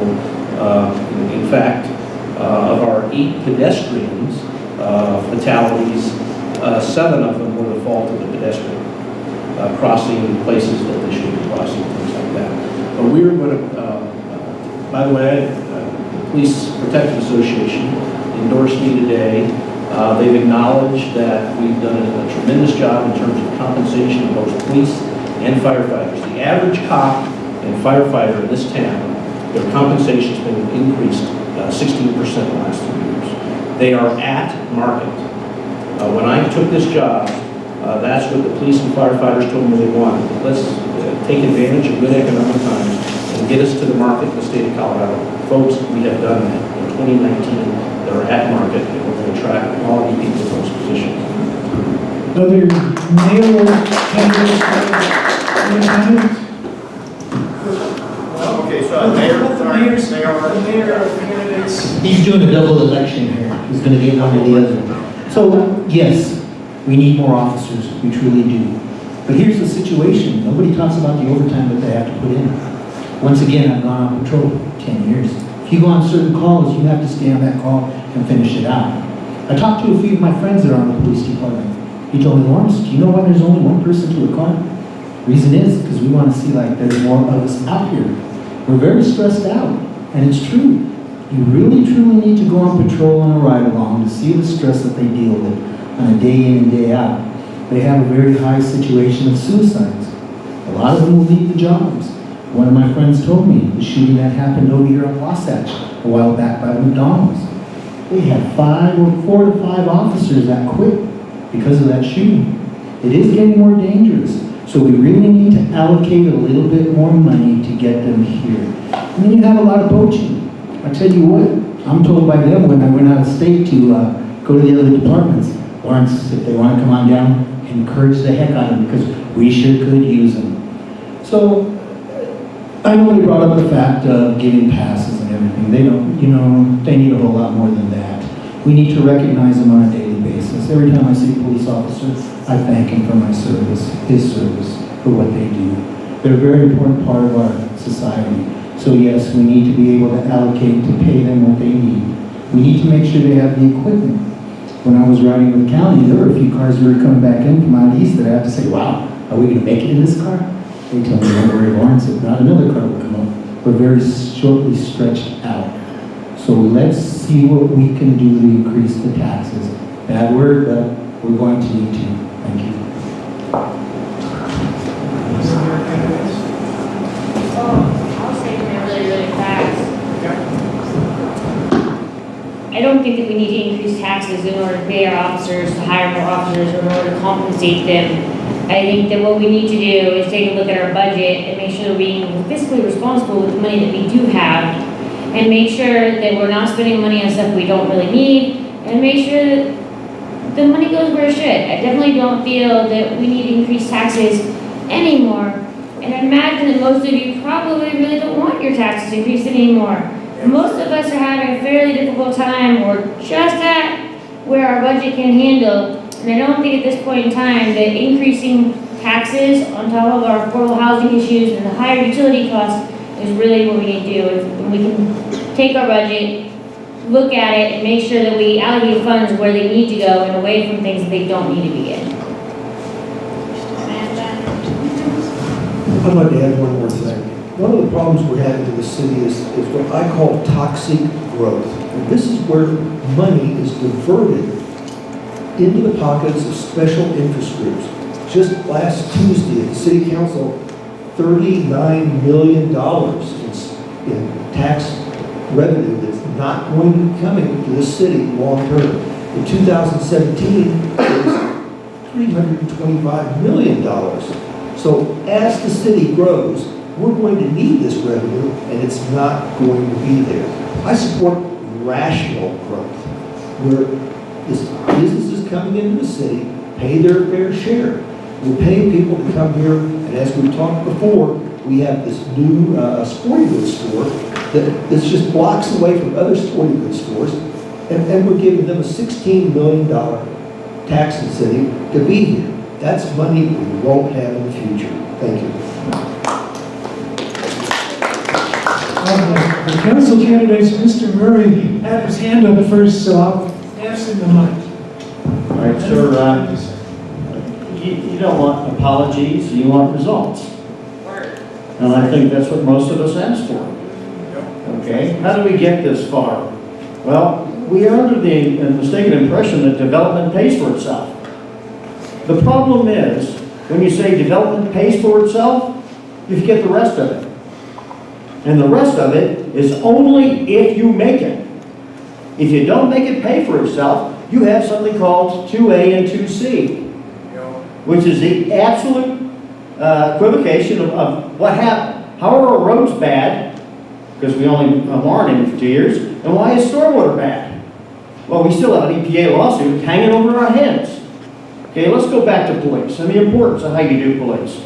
The reason I support Niski, the new police chief, and the reason I had such a difficult issue with the old police chief was he refused to show me how he was going to get 120 police officers.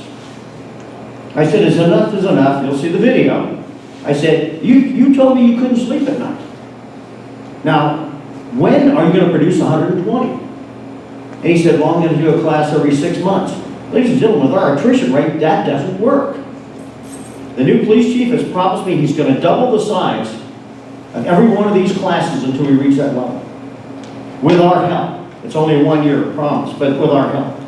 Again, you want us to pony up to the bar, and if you don't hold the police chief accountable, then don't stand here and say, hey, listen, I'm sorry about 120. We may get there in 2020, but not right now. And back to everything's linked. Okay, we have to hold the developers accountable, and we have to hold us accountable to the economics of paying for them. Because, ladies and gentlemen, either they help pay for it now, or we all pay for it later. That's how the game is played. And as the gentleman mentioned a minute ago, we have a tendency to give tax breaks to the wrong location. Okay? And we're not getting the value back to help our communities, because in the end, everything we give away, we can't bring back to help ships run. Thank you.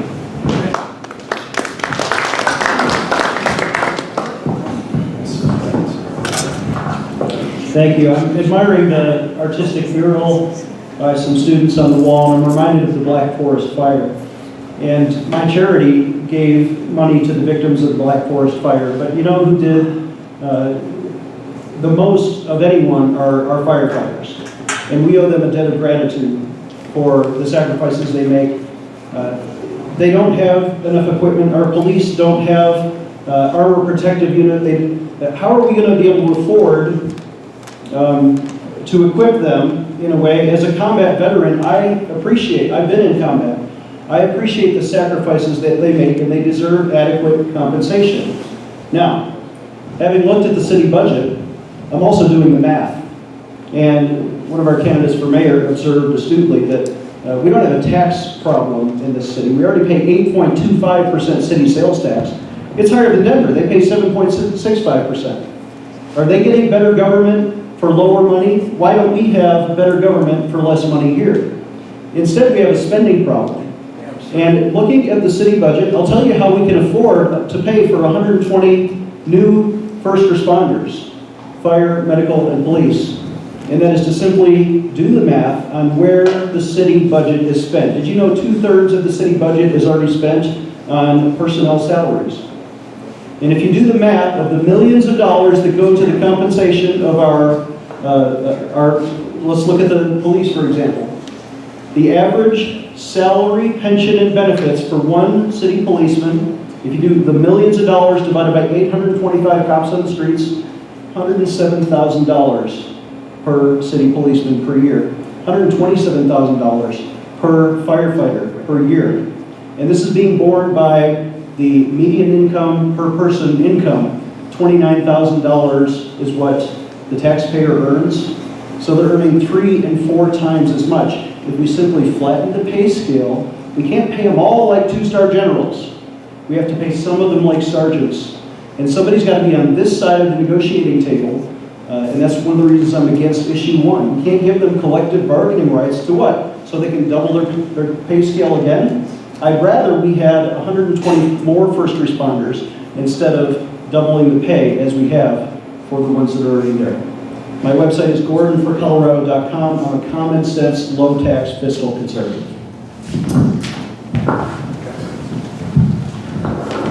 A lot has been said today about the numbers on all these things, and I feel it's incumbent to do a little bit of a math lesson here. First of all, how many of you use coupons? Have you ever clipped a coupon out of the newspaper? You get 50 cents off of your Oreos at King Soopers. When you go with that 50-cent coupon to King Soopers, do they give you 50 cents? No, right? You pay 50 cents less. That's what it means, right? Well, when we give a break to a developer to build something, that's a coupon we're giving them. Shields is still going to give us almost $80 million over the course of 25 years. We're giving them a break of $16 million off of that 80-some million. It's a coupon to encourage them to come here. Now, I agree, we don't need to do all of that extra development all the way up north and east. We have plenty of other places in this city that need that kind of development, and that I think we should definitely be doing, because if we can do that all around the community, we will bring more revenue in. And that revenue is something that we can use to increase this enforcement, get more police on the job. As for the last part of your question, you asked about our previous chief going over to the county. He was ready to retire. He was allowed to do so. That is his prerogative, and they offered him a job. So that's his personal choice. And we thank him for his many years of service to the city, and I hope he does well at the county.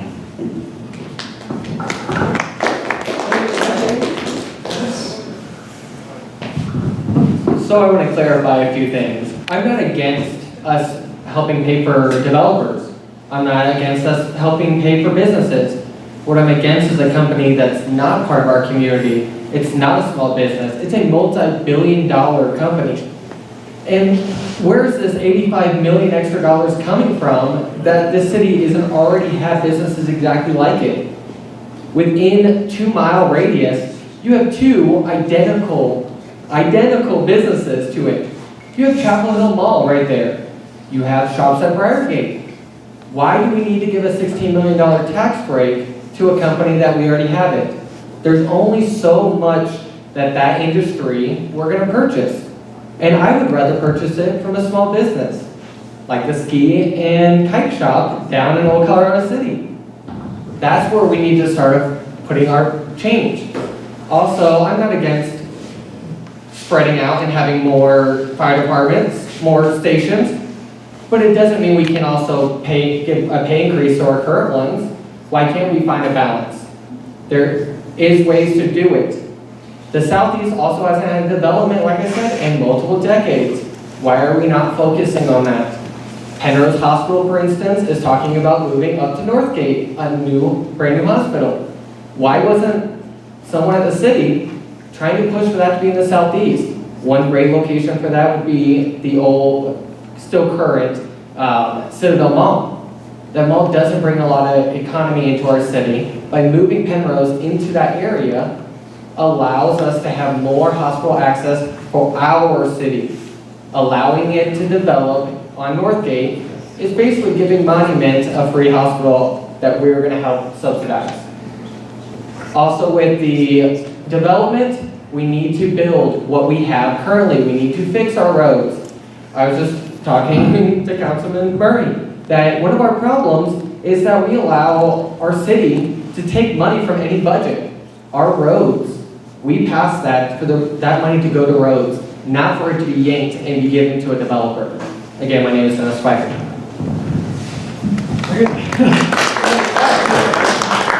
Maybe I'm the last one, but Terry Martinez, and really the question was, how do we provide for public safety? And just like you heard, everybody's got priorities.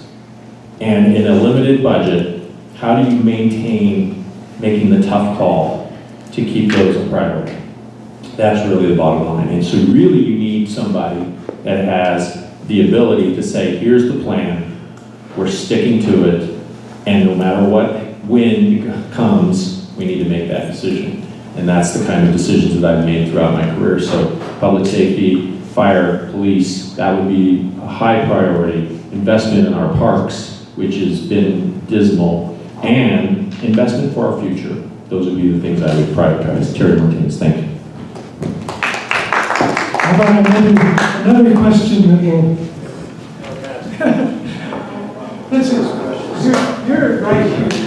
Okay. I just wanted to say thank you for helping us to pass fix our dam roads and also the stormwater. I am proud of this city for passing it, having enough sense. This city does not pass many revenue bills, okay? And I guess I want to say, I've lived in Chicago, I've lived in LA, and I've lived in Miami. I haven't had a car stolen. I haven't been flashed. I find this a safe city. The one thing I don't want are more lights. I loved it when the city couldn't afford to have lights. Okay, these aren't questions, but I'm talking about who we are. Now, in Miami, someone said, we need a dedicated place for training to help people. Well, you know something? In Miami, we funded it. It wasn't the government that funded it, and it worked. I don't think we're pulling together enough as the city, as the people who are responsible for each other and for our neighbors. Okay, make it a law. We need to be the people who work together to do it. And we do need leadership that will help us become those people. And that's what I need you to help with.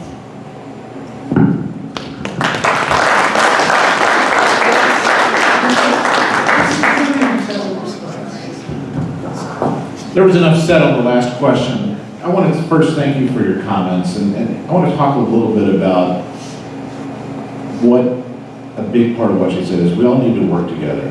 One of the nonprofits that I got involved in after I moved here was a group then called Pikes Peak Community Action Agency, now called Reach Pikes Peak. And one of the things they work on are folks who are in poverty trying to develop an individualized plan, not a one-size-fits-all. But to say if this person needs to get some educational help, or needs their car fixed, or needs to get some job training to make that work. Serving on the board of the Pikes Peak Workforce Center, I helped provide that type of job training that we need in our community. Folks, nonprofits play a big role. If you've read this is the type of group who might have actually read it because you're civically involved.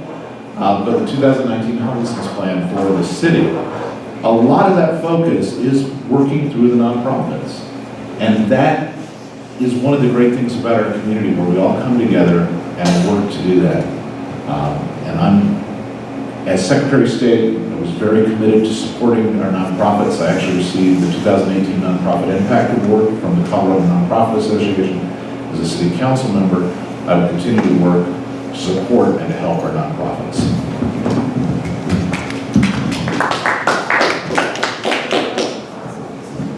I'll make mine real quick. I'm sorry. Like I said at the beginning, I started an organization called Colorado Springs Fresh Perspective, and the organization was all about getting more people involved. Because you're right, you're absolutely right. This is all of our responsibility. This isn't just the responsibility of the people up here. We can help provide leadership, but I love Colorado Springs. The reason I moved back to Colorado Springs, I grew up here when I was a kid, I moved back to Colorado Springs 10 years ago because it is a beautiful place, and the people here are second to none. We take care of our own when we have fires. We take care of our own when we have floods. We take care of our own in this city, and I think that's what makes Colorado Springs a truly great city. So I'm glad you're here in Colorado Springs with us. I've lived all over the country too, and this is the best place to be. So thank you for being here. Okay, thanks. Anybody else want to talk about the nonprofit sector? Should we raise another question? All kinds of questions back here. You want questions? I got questions. I got all kinds of cool questions. Yeah? I get it. I know I'm just some dumb cranny, stupid dumb jar. I got you. It's all right. I got questions. And the Army guy knows what I'm talking about. Hey, the squid knows what I'm talking about too. What comes to that Gordion? Spiker and Gordion. All right. So my questions about stuff, because I've been noticing quite a few things in the decade I've been here. Right? So with all the new things going on, 2A, all this other stuff, who's for my constitutional gun rights and all that kind of fun stuff? Here. So I can ask the question easily, like, who's for my gun rights? You can raise your hand, just raise your hand. Who's for lowering my taxes? Where's my coupon for buying property so my children have a house and I gotta keep working so extra hard and getting taxed and raped and pillaged by every last little extra cent I make? Who's for less taxes for that? That's all I need to see. Okay? Everybody's fine with me protecting my own property? Who's here for my property rights so I can work on my house without being harassed by code enforcement and nonsense because I do my own work. I work full time. I got 2 children. I got a boss lady. I fix my own cars. I fix my own house. I've been here 10 years. I've watched this place turn from being something nice to turning into New California. Keep it like it was. Quit ruining it. Quit overtaxing. Quit pillaging us working people. Some of us other veterans are the reason why your town has less crime and rates. And I know me for a fact, I'm tired of fighting the methods. I'm getting old. I'm getting tired. I'm almost 40. Okay? So hey, those of you that are for our rights and everything, and our property rights and lowering taxes, Bill, I like you. Spiker, you're good. I like you and I like Gordon. Very good. Thank you. All right. Thank you. Anybody want to? Hey, I'll take that. Go ahead. Try to feel rude going to the back of the room now. Okay, boss. Now, hey, listen. Let me explain something that's very important for all of us to know. And that's we're at-large candidates. Buddy, I understand where you're coming from. You know, I spent 32 years in the military. Okay, being that I protect everybody's rights. Okay, everyone. People who disagree with me, I protect their rights. I protect your rights, even if you agree with me. But there's numerous things. But guess what? Sometimes the lady's comments here about us being a community may run contrary to what you think is your individual rights. And that's where things get really squirrely up here when you have to make a decision in front of the public. Gotcha. I stay here and I tell you as your representative, okay, that I represent everybody. I don't do this as a politician, I do it as a steward, which means I serve everybody. And that's why I feel it's important when I stand up when you said something, because I need to clarify it. And say, because what happens with politicians is they pander, and you watch it. The person who stands up and I said, oh yeah, I agree with you 150%, and I agree with you 120%, and I agree with you 800%. They're lying to all of us. Yes, they are. Okay, so let's look at their history, let's look at how they actually perform under pressure, which is what this is. And thank you for your support. Thank you, Mr. President. Thank you for choosing my people. I work for a living. Anybody else? Another question. Another question. Alicia Lee. Hello, I grew up in Medicine Run.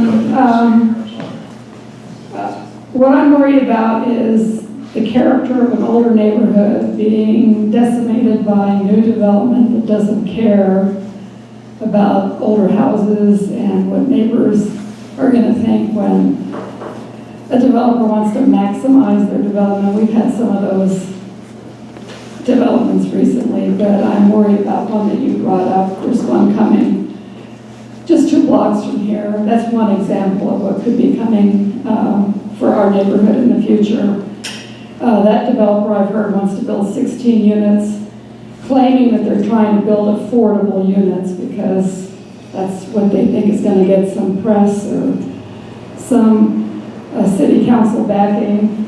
But at the same time, they want to only put in, I believe, 7 off-street parking spaces. They increased it to 7. But to me, that's not even, 7 off-street parking spaces doesn't accommodate or provide parking for even half of the 16 units they want to build.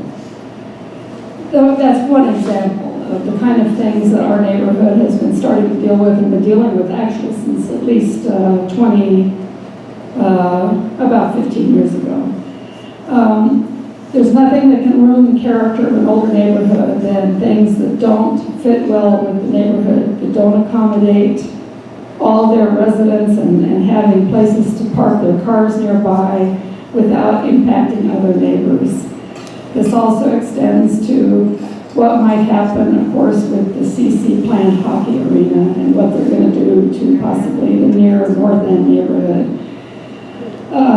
I would like to know from council candidates, mayoral candidates, what kind of promises have we made, or what do we have to adhere to get this C4C money? Is that the whole thing that's driving this hockey program? Are we so beholden to where that funding and where that money's coming from for the C4C project that we have to give CC anything they want, regardless of what it might do to an older historic neighborhood? Thank you. Yes. All right. Well, Alright, so I can't answer what the exact requirements for the C4C thing is, because obviously only certain people in the room are able to work on that. So I'm gonna leave that to Ms. Murray and Mr. Southers over here. But as far as the whole historic neighborhood and keeping it, so when I was a kid, I used to go visit my grandmother who lived in Maryland, and she had a house in probably one of the oldest neighborhoods in Baltimore, and I loved it. We'd walk up and down, we'd see the architecture and the quality of built and all the little fine details of everything. And those memories will go with me forever. There's nothing greater than going through an old neighborhood and seeing the houses and seeing the history and seeing the families that have known each other for decades and decades and decades, and all the different little quirks and stuff. And the idea of taking that and demolishing it so that we can have new fancy modern houses, which don't get me wrong, modern houses are cool and all, and they have a spot, but you can't destroy those neighborhoods, because the neighborhoods make up the community. They certainly make up the community here. You know, and I can't imagine what Colorado Springs would look like, and I don't want to imagine what they look like, if we took all of our historic neighborhoods and all of our houses and let them get overrun or surrounded even by these huge modernized developments. And so I can assure you that if I'm elected, that's not going to happen. I like having those cool old houses to look at. I love driving through Citron and North End and Old North. All those houses, they're amazing. And all of it. And so yeah, that's not going to happen. All the infill that's going on is a boon for developers, a bane for historic neighborhoods like this. Let's speak to the hockey rink. I think we have a hockey rink in the neighborhood already. Why do we need another hockey rink? Does anyone know what the endowment is for Colorado College? $700 million. $700 million. If they want to build a hockey rink, let them build the high-rise parking garage to go with it. Don't let them park in the neighborhoods. It won't just be used for hockey games. It will be an all the year, all time, multiple use arena event place. So again, I don't think they need the hockey rink. We have a hockey rink already. Let them use that. They could have built their hockey rink years ago if they wanted to. Thank you. Yes.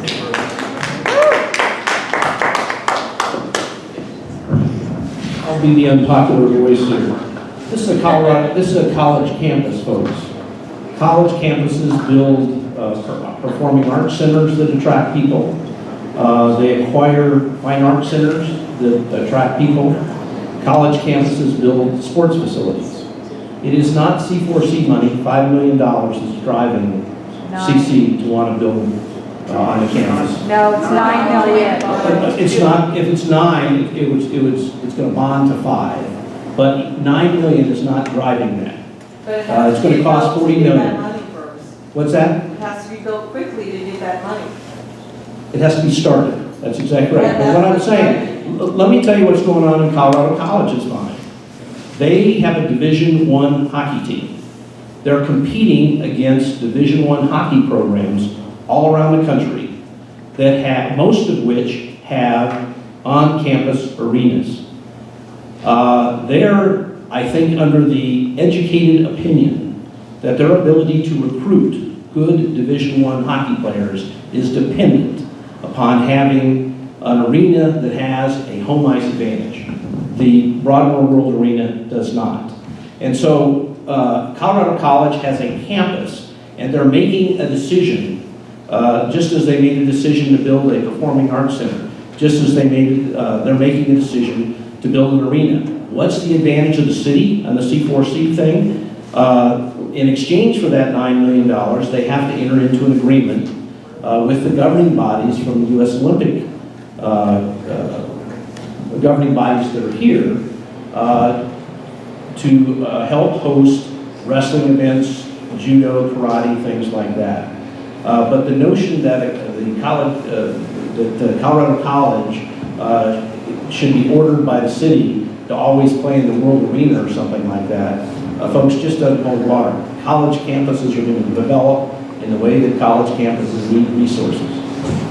Yeah, and so then you put a 3,600 seat arena in the middle of a neighborhood, and then you give the parking of the neighborhood to the arena, and they're a nonprofit. Where's the money? Where's this money going to a nonprofit? Is it going to the city?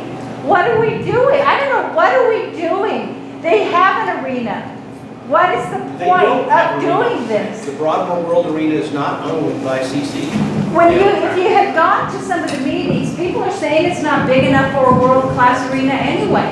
It's just not big enough to They've be actually what done a they lot of want. studies. They've gone to Boston College, several colleges, and they believe that 3,600 people is an ideal size for CC. John, they had an existing coach that coached hockey for 21 years, and he said a 3,500 seat stadium is like a parking garage. It's not going to attract the top talent to play hockey because the kids come for all the icing on the windows. There is no icing on the windows. But the current administration of CC and the board and the athletic department need to make those decisions about what meets their needs, not the former hockey A coach. hockey coach said. What's the current hockey coach say? He's for it. But what would you do if that was your job? You'd be for it too. But we're not talking hockey. Thank you, We're Mr. talking Mayor. sports. I actually worked at Colorado College, and you have expressed our administration's point of view quite well. And I hope we don't use our last 10 minutes just debating hockey, but if Mr. Williams has a word to say, let him say. Thank you. Wayne Williams, and there are some decisions that are the individual owners. It's not my job to tell Colorado College what building to build. But it is my job, if I'm fortunate enough to be one of the choices to serve on city council, to make sure that the impacts on the neighborhood are not overwhelming. And I think that means that you have to look at what is appropriate parking, and I think whether it's an apartment building or an arena, to say, hey, you've got to provide some parking for this is a reasonable thing for city to do. I just want to speak on this real quick before your question, sir, if that's okay. I spent 6 years on the El Paso County Planning Commission, and Ms. Williams is absolutely right. Our job is to make sure the impacts on you are not going to be excessive. We can't tell them what they can and can't build on their property as long as it meets the code, the city code. But when it has the effect on the neighborhood, which it's definitely going to have with parking, part of that city code is making sure that they have the parking to accommodate their building. So I know it doesn't. I know it doesn't right now, and that's what I'm saying is, that's where we, as city council, should be able to step in and can step in to say, hey, we're not going to approve this plan until you show us that parking is going to be available. So, thank you. Anybody else have any?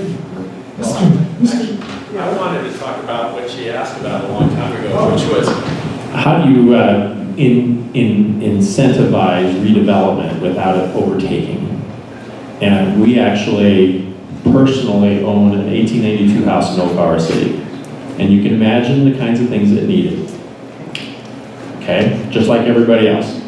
We took the walls down, took the plaster, we did things, and now it's our home. That's what I would encourage all of our neighborhoods to be able to do, is to take those kinds of incentivize not only small businesses that are willing to redevelop, and if there is affordable housing, that if they can really show that they're affordable and can make a commitment for a period of time, then I would incentivize those as well. I think that's how we infill in a way that's not leaning towards developers, but it's leaning towards redeveloping and revitalizing a neighborhood, not outpricing that neighborhood, but giving it legs again to walk. So that's how I would work. Real fast, collaboration, which I spoke of early on, is not capitulation. And the other issue I try to stress to everybody is, how do you know who you can trust? It's the folks who showed up at the meetings and actually engaged with the citizens to find out what their concerns are. Not the 30,000-foot guy who said, you know, hey, you can do what you want to in that neck of the woods. Don't even worry about it. So you've got to get engaged, you've got to get on the ground, you've got to find out what the situation is. We all know CDC had problems with parking now. Okay, so now they pop smoke on us and say, hey, guess what? We want to build this big arena. Okay, here is your specific requirements for your community in order to build the arena. Okay, that is how it's supposed to work, and you get with the community agrees with that particular process. Now, what we've mixed and matched here is this whole game called C4C. By dangling this money out here, hey, all this money is 30 years, ladies and gentlemen. It's not upfront money, okay? And in the mix of this whole big picture, I understood at one point in time the plan was to build a smaller arena, okay? And it was just because they wanted an arena, okay? It's all these issues about let's go Class A and whatever, you know, AAA. I'm a football guy from Alabama, so I know what it means to do this kind of thing. But back to what's important for us and important for your leadership. You want us to show up. You want us to listen. You want us to take action in your best interest. And right now, there's a trust factor we don't see. You don't trust the college. You don't trust the city. That's right. Because everybody's saying, okay, we're listening, but we're not going to do anything about it. We're going to do something else. And when somebody tells me, don't worry about it, we're going to do a distributed parking plan, and distributed means all over the city, that's not a plan, ladies and gentlemen. So judge us on how many of you are showing up at these meetings to show their real concern. All right? And that's how you judge us, is how we actually perform, not how we talk about it. Thank you. Yes.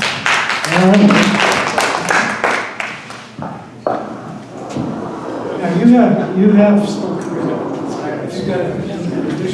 With this auditorium, since it's form-based zoning, all they have to build is 200 parking places, period.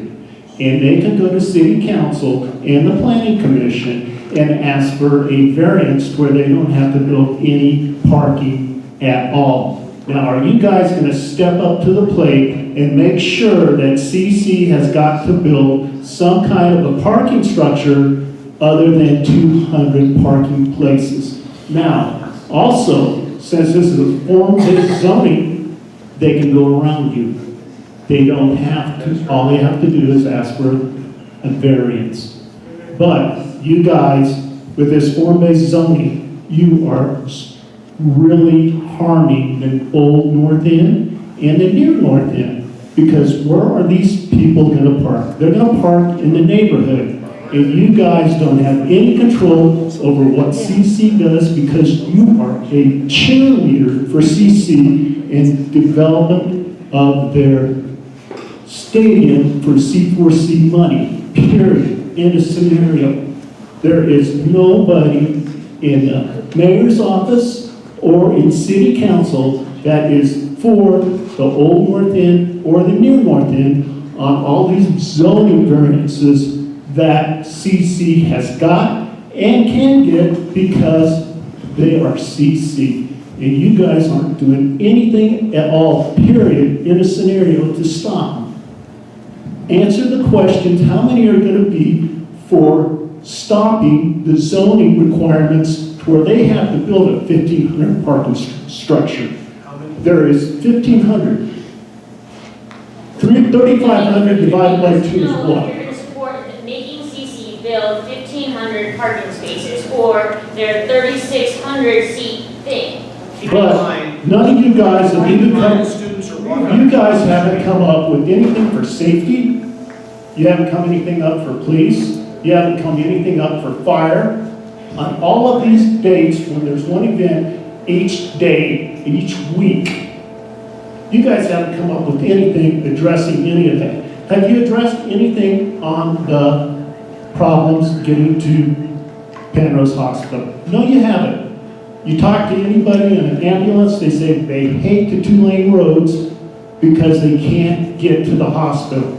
This is a life and death situation, and when there's an event and people are parading up and down the streets looking for a parking place to park because CC won't have to build a parking structure, what do you think that's doing to the neighborhood?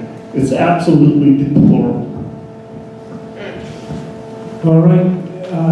Thank you. I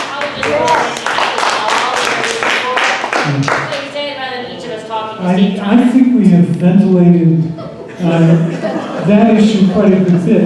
Is there one question? He's been waiting to ask a question for a while. This gentleman over here. Make sure I'm not in the way. Hey, everybody. My name is Cornelius. I am a transplant into Colorado and Colorado Springs. That's the only trans I check off. Okay, but I've been here since 2011. The military brought me here. Got out 2013, Fort Carson School, Colorado Springs School. With the age that we're in 2019, almost 2020. Some of you guys, 1975, 70s, I heard you, we're cool. We're in a brand new millennium, like a brand new millennium. We live in a digital age where everybody, especially people my age, have multiple devices everywhere. So my question is, with the growth that we have in the world that we're in right now, in a digital age, we have businesses like Starbucks that'll broadcast Wi-Fi, that'll broadcast our digital age that we're already living in, allowing us to use it. With the age that we're in, with the digital infrastructure that we live with, how will Colorado Springs grow there? I mean, I know we need police, we need community service, all that high-speed stuff, but like I said, we're living in a brand new millennium. We're living in a digital age. How is Colorado Springs going to grow there? That's my question. Okay, take a lot. Everybody has things to say about that. We'll start here and we'll work down the road. And then I think this will be our last question for the formal session. We have a couple great organizations in town. We found Techstars, 1 Million Cups, all the different groups like that are working on these issues. Go Code Colorado. Personally, I have not. All right, I just gave you 3 names of groups to look for. We are working on these issues in Colorado Springs, and they are critical. You're absolutely right. I believe that we need to provide some open broadband downtown because that is going to attract a lot of young entrepreneurial people to this city to actually set up shop here when they're looking for a place that they want to start their businesses. So I'm 100% on board with you on that. And one of the Or not. As Secretary of State, I sponsored the Go Code Colorado competition that was selected by CIO Magazine as one of the top 100 projects in the entire country. I'm committed to making sure that our city is digitally available, make it easy for you to get things, and make it so you don't have to go downtown, and make it so you don't have to go down during business hours in order to get things, so that you can get them whenever you want them, and by making it as accessible as possible for people who are working, who are busy, who have other commitments, who are taking care of grandchildren, whatever the case may be. I think it's important that we be digitally accessible, and I've done just that in my previous positions. I'm Wayne Williams. Two real quick things. Number one, we need to stay up with smart cities technology. And we, the city had a consultant, Panasonic, that developed about 10 low-hanging fruit items in terms of making the city as technologically advanced as possible. One of the first ones you're going to experience in utilities. There's going to be communication back and forth between you and utilities. They're going to tell you, if you turn down your meter now for the next hour, you'll save X amount of money and things like that, that kind of interaction. You'll see a lot of that smart city technology developing over the next several years. But in terms of interaction with your city, I want you to know that you can now go on to the city website and basically identify every single check written by the city of Colorado Springs. That's how detailed the budget analysis can get. But what I wanted to point out is GoCo Springs. I hope all of you have the city's app. It's free, in which you can report any issue to the city that you want. For example, all you have to do is take a picture of a pothole, and you don't even have to tell us where it is. A GPS will tell us where it is. And our average repair time is less than a week on any pothole that you tell us about on your GPS. Any other issue you can report. We have a guy by the name of Jay Anderson, whose job it is to make sure the city is digitally connected, and he works very hard on it.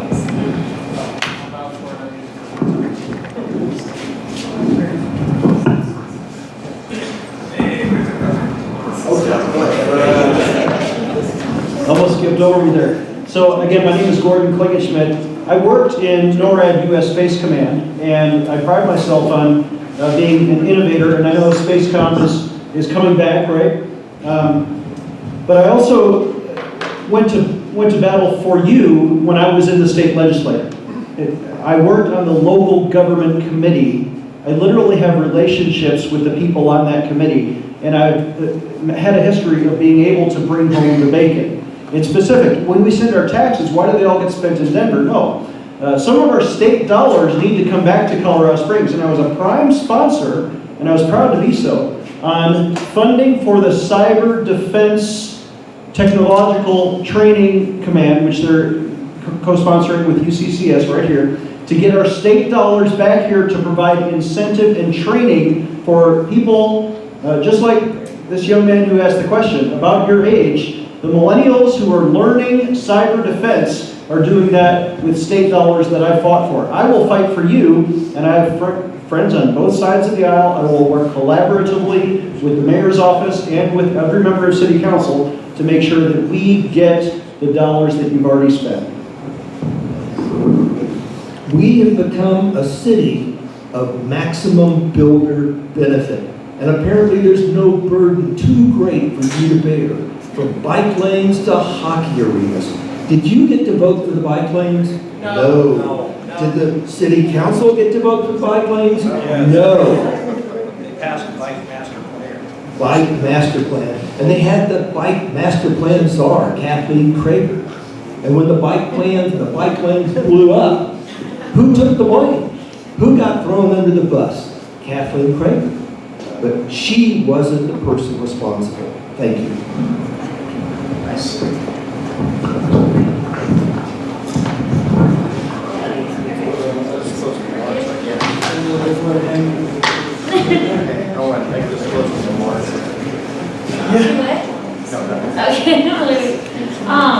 So it's 2019. I don't know about you, but I can drive across the city and still lose my cell phone call 2-3 different spots, depending on which direction I'm going, and that's ridiculous.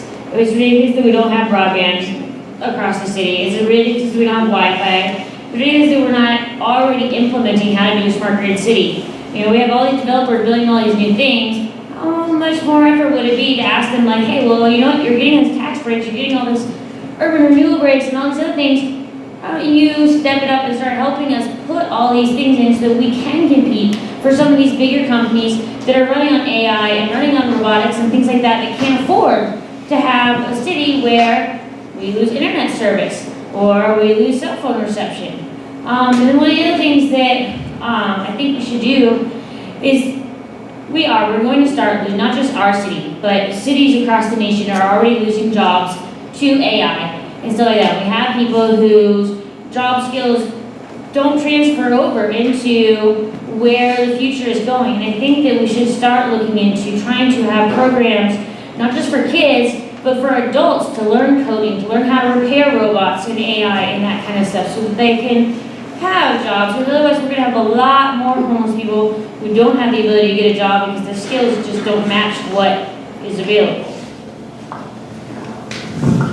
And if you, Terry Martinez, and if you look at the back of my materials over there, I do have a segment there talking about we need to invest in municipal broadband, we need to have competition for our internet, we're a single source provider, and costs can continue to go up if we don't have competition. So, and that's one of those things that we could throw into the mix to make sure that we're connected as a community, that we can support high-tech needs of companies, small and big, to be able to relocate here as well. Terry Martinez. Do any closing remarks? I'm just going to tell you, we're running out of time. Yeah, we're running out of time. That's why down there do closing remarks. Anybody have a? I just want to thank, I'm proud to have helped sponsor the opt-out for Senate Bill 152, which you voted overwhelmingly. And what it said was it gave us the option, okay, to build out our own broadband, or public-private broadband, as far as that goes. So the conversation needs to be understood, and that's no offense meant to the rest of the world. I'm part of the National League of Cities Information Technology and Communications Committee. And what you have to understand is there's two discussions here. The mayor is talking about the App Store. I'm talking about your phone. All right? How did you get to the App Store? Well, you had to buy a package to get on the internet to get there. We spend millions of dollars building the App Store, but we don't do anything about how you get there. So the question is, let's reverse this whole discussion. How do we get it to you? How do we provide you the cheapest, fastest internet connectivity? Well, guess what, ladies and gentlemen? You've been pillaged, I would say other things, by our good friends Comcast and CenturyLink. We have no competition. They know it, and they're going to gouge you to the end.